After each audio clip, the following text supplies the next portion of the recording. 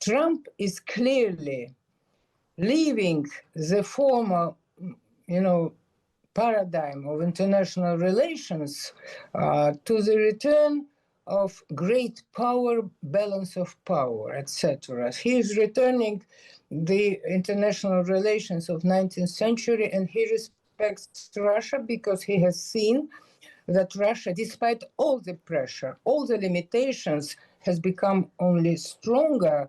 The Kremlin has just described Europe as the party of war. My next guest has described Vladimir Putin as a dove of peace, not a description he's used to hearing. So I wonder if she thinks the Russian leader will agree to some sort of ceasefire. Natalya Narochnitskaya is a former vice chairman of the Foreign Relations Committee in the Russian Parliament. Natalya, thanks very much for joining us. Thank you for your interest. Well, firstly, just tell me why you think Vladimir Putin is a dove of peace. It's a description that will be curious to many people. Well, nobody more than Russia and the Russian people want peace, but we want to as our president put it, all the reasons for this conflict should be eliminated in this wide negotiating process.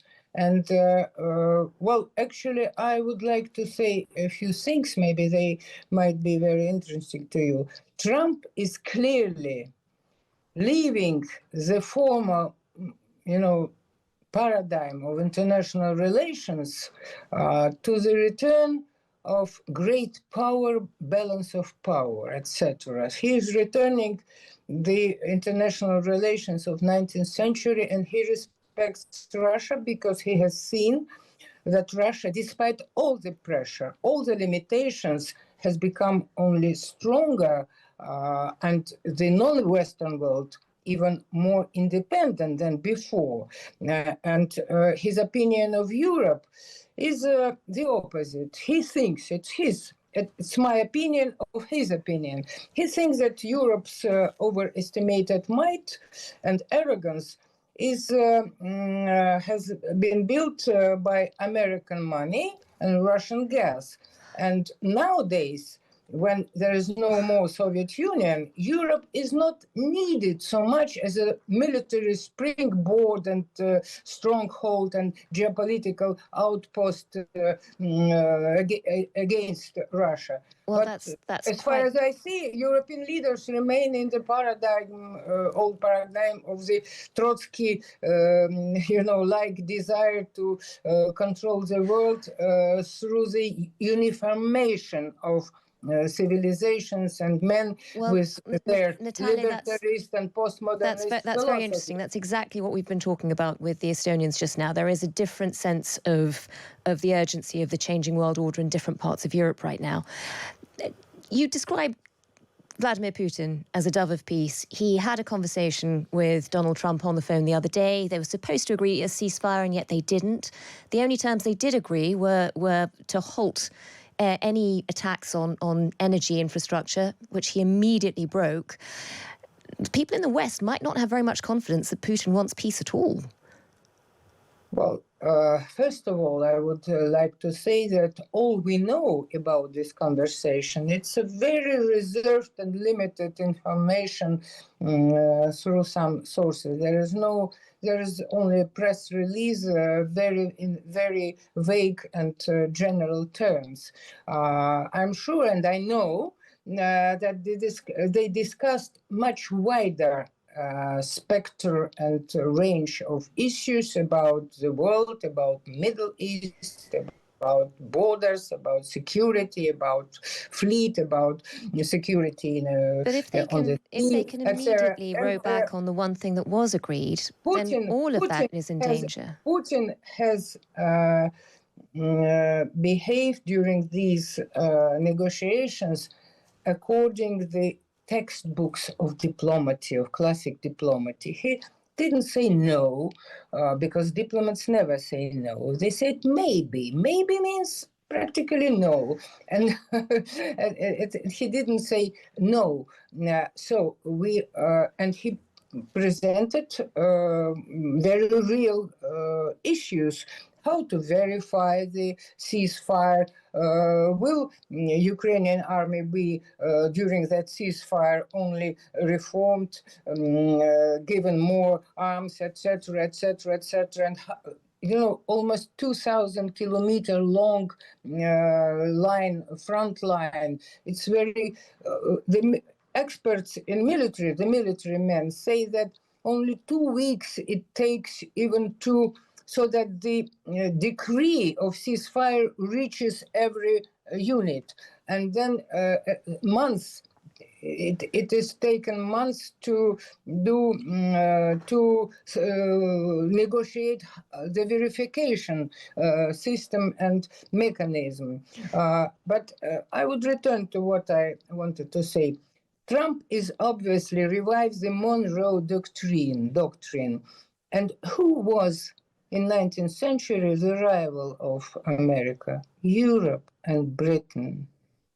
But the former colony is now 10 times stronger than in its former metropolis. And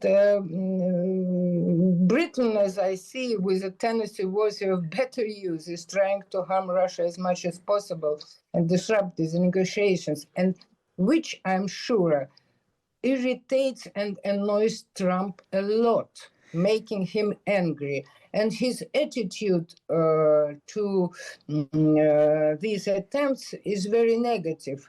And, if we speak about relations between leaders, Trump and European leaders and Putin, they're very different.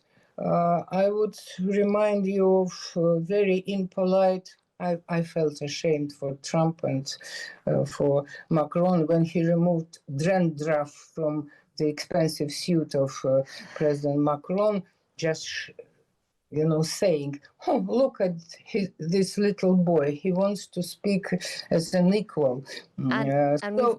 We've all noticed the warmth between Vladimir Putin and Donald Trump. But what you seem to be implying there is that Russia is very keen to ramp up potential tensions between Europe and America and remind America that Europe is the old enemy, which is very intriguing. In terms of this peace deal, though... I wouldn't agree, because Europe has been through centuries the center and the source of both some challenges, but also very fruitful cooperation with Russia.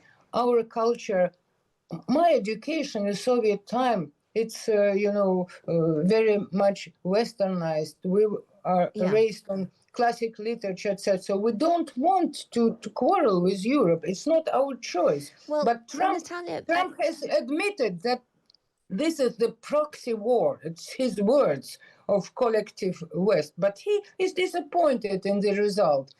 So I believe that the European elite is too much tied. It put itself into an impasse. Natalya, people in Europe listening to this will be wondering what to make of Vladimir Putin's insistence that all military aid should be cut off to Kyiv as a condition for any kind of ceasefire.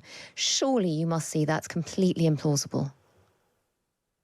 Oh, I believe it is very natural. And Trump once even mentioned, I'm almost quoting, Putin is behaving like anyone in his place, because he just puts himself in Putin's place.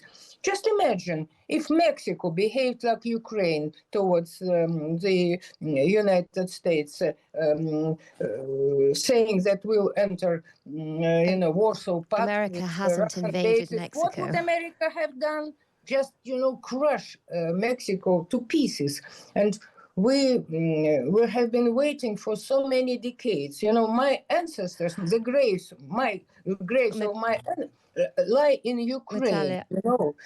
It's for me, it's a tragedy. I think it's a tragedy for everyone. But Natalya, I'm afraid we're out of time. But thank you very much for joining us. It's Natalya Narochnitskaya.